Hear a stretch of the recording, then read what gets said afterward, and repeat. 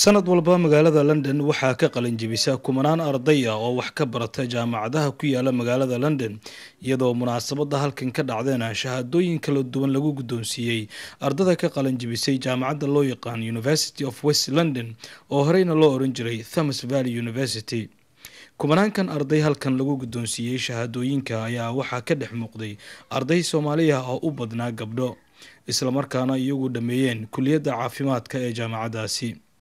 magacaygu waa Khadra maanta waxaan dhameeyay my degree and I'm happy. For the Bachelor of Science Honours in Adult Nursing, Khadra Abdi.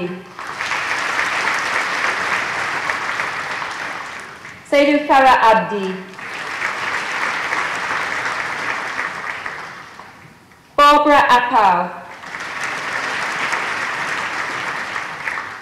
Taiwo Adesemowo. ardadan oo aad u riyaaqsan ayaa iiga waramay dareenkooda.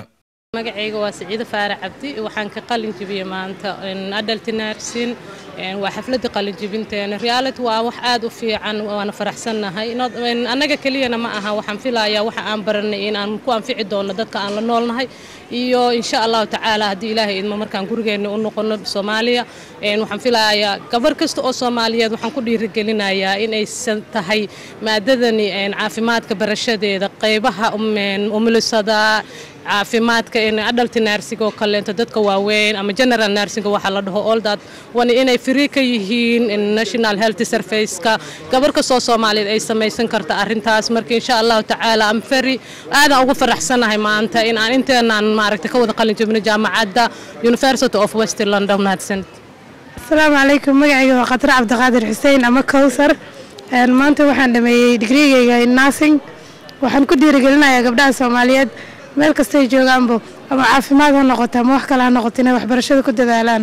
Assalaamu alaykum magacayga waxa la yiraahdaa Farxiye Xaji Maxamed Caliso ama Samso Xaji Maxamed Caliso maanta waxaan happy ku ahay inaan graduate gareena aniga gabdhaha walaalaheeya alxamdulillah oon dhameynay adult nursing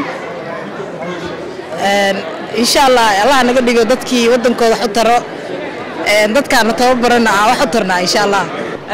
jaamacadda kama qalin jebin laakiin waxaan ka qalin jebiyay jaamacadda la dhaho Middlesex anigu waxaan sameeyay adult nursing degree waxaan dhameeyay sanadkan waxaan imaaday saaxiibada oo imaaday oo sanadkan ku qalin jebinaya halkan congratulations girls.